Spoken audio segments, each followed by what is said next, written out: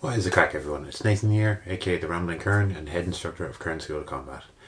So this question has come up a number of times, and I thought it was about time that I do a video to address it. So a lot of people have asked, was saffron used in Ireland to dye fabric? And the answer to that is yes. So to expand on that, we have multiple different records from multiple different sources to prove that it was. Now, I know it seems preposterous that such an expensive thing was used to dye fabric, but like I said, we have plenty of resources on it. Now, there's multiple reasons for it being used. The two primary ones are, one, it creates a very unique colour, and two, it's primarily being used in Ireland on linen. And it's quite difficult to get certain dyes to adhere to linen, especially with the sort of vibrant colours that you want. This is one of the reasons why saffron was used. Now, my friend Mcnerdy makes, I'm going to link her video in the description. She has gone to great lengths to recreate some of the recipes for saffron dye, and I really recommend having a look at that work because it's quite fascinating. I'm not someone who works with fabric, so amazing resource to go and look at. Now, like I said, the other reason is the fantastic colour that it creates. So one of the things that you will see with saffron in a modern context is Buddhist robes, Buddhist monks' robes, I should say. Now you'll see kind of three distinct shades of these, like a very goldeny, very soft golden colour, a much deeper orangey gold, and then a much darker kind of reddy orange gold like this. Now there's multiple reasons for this, one of them being the cloth that they're using, and obviously the effects that they want for them. However, the one that we're talking about primarily is this kind of almost white, very bright yellowy gold colour that we see in Ireland. And I'm going to bring up a slide of someone who has dyed fabric with saffron to show you this. Now, as you'll see from this, it's a very distinctive shade of yellow, and this is something that was sought after, so much so that people went to great lengths to spend a lot of money to do it. For example, we have direct reference that it cost many times 5 marks. So to put that in context, that was what was being used for a single shirt in saffron dye and silk. 5 Elizabethan marks in modern equivalent US dollars is about 4,000 US dollars. Now, like I said, we have records of this stuff. One of them being that we actually have muster rolls for Irish soldiers, both serving in Ireland and abroad. And this is a fantastic resource for figuring out what equipment was being used and how much it cost at the time. So, for those who don't know, this is basically an inventory list. If you're a medieval lord, you had to equip your soldiers, and a lot of them would keep records as to how much they spent on these things, so that they weren't being, spending needlessly or frivolously. And we have direct reference that it cost, or I should say, it was customary of a payment of about 40 shillings to each man to buy them silk and saffron. 40 shillings is about $2,800. That's a lot of money. And it's a lot of money being spent on clothes. Now, if that was just a regular shirt with a little bit of silk, it would not cost that sort of money. And it was quite commonly known that Irish people would rustle cattle to get silk and saffron for their shirts.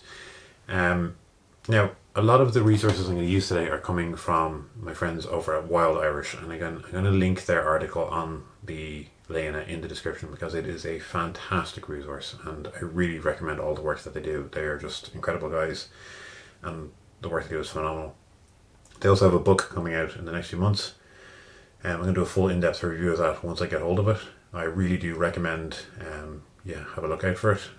And it's on the Irish Scian, or the Irish fighting knife. I believe you'll find it on Amazon. Again, I can link that in the description.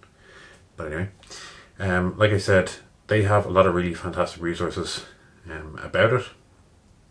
So we have 2 muster rolls that we look at from Overseas Service of Irish Kerns, one from 1544 and again 1586, both of which talk about this.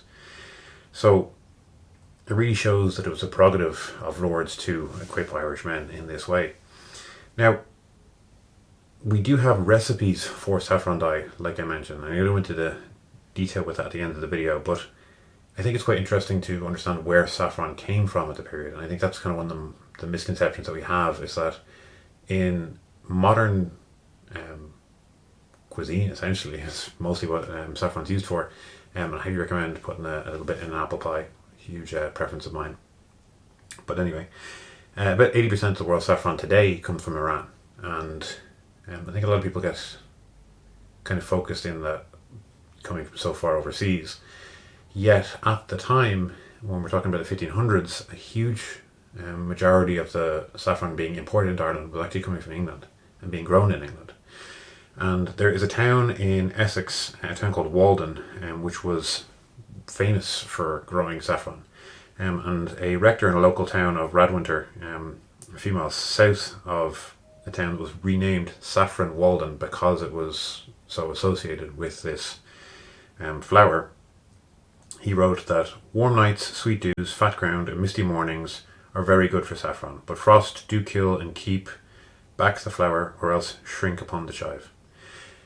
Now, for those who don't know, saffron is a flower, and that's why it's so expensive to use as a dye. Now, the question had come up as well, is the term saffron cloth or saffron dye being used to refer to the colour of the flower? And to answer that, no. The flower itself is purple, and the dye actually comes from the stamens, a little stalk within the flower. Now, I'm going to bring up again some pictures on screen, but you see these are what are taken out to make the dye, and it's an extremely time-consuming, in-depth process.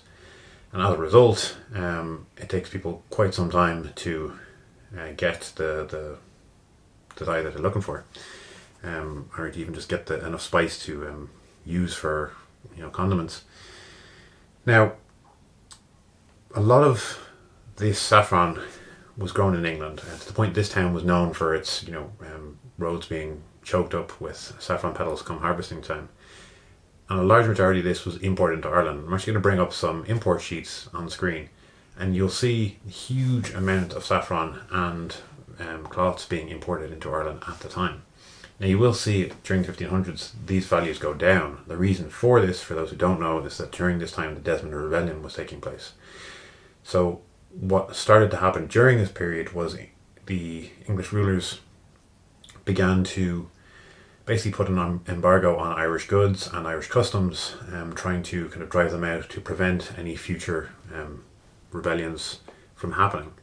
And a part of this was outlawing saffron and leine, which I discussed in my video on the leine. Now, you'll see that this, between 1500 and 1563, pretty much the chief imports from England were broadcloth, worked silk, and saffron. And these are traded into Dublin, Cork, Waterford, and then upriver into Kilkenny. But we did also have saffron coming in from Spain and France through Limerick and Galway. And it's quite interesting, Edmund Spencer actually discusses that he kind of suggests that saffron and its use for dyeing cloth was actually brought into Ireland from Spain, which would make sense if it was being grown there and being utilised there. But obviously just became the fashion in Ireland. And Ireland is quite unique in the fashions that take off during this period. I mean, you see it in the outfits and the clothes that are being worn. It's very unique compared to anywhere else in the world at the time. Now, once again, huge thank you to the team at Wylde Irish. They have amassed a very good resource in that article with a large appendix of all these different references. I'm not going to list them all. They've sat down and gone through quite a lot of them, but like they've said themselves, it's not an exhaustive list. There is more out there. Now, the final one I'm going to touch on is an actual recipe for using saffron to dye with. And like I said, this is from Father Good, who was an English priest serving in Limerick at the time, and this was originally written in Latin in 1566. And he himself says, "With boughs, bark, and leaves of poplar, trees beaten together, they dye their loose shirts of a saffron colour, which are now much out of use. Mixing the bark of the wild arbor tree and salt and saffron in dyeing, their way is to not boil the thing long, but to let it soak for some days together in urine, that the colour may deepen and be more durable." Now, there's a lot of misconceptions later that certain the saffron was for certain not used. And as you can see there, we have direct reference that it was. So it's undoubtable that it was definitely used. Now, that isn't to say that other dyes weren't used. Different sections of society would spend more money for clothing than other sections, and we actually have laws around this. Aristocracy would wear saffron dyed clothing and much greater volume of linen in their clothing to denote the status that they had. As you get down the rung, and poor people wouldn't. And there was many different alternatives that people could use for that, but like you can see from the colour that it generated from saffron, this was very much sought after. So people wanted to showcase this colour and showcase their status. So a very interesting topic, one that I did think deserved a bit of discussion, and one that gets quite muddled because, like I said, Irish history, especially in more recent times, has become quite muddied in trying to find fact from fiction, and especially when it comes to things like this. But like we've seen, plenty of references to saffron being used for dyeing cloth and being imported into Ireland.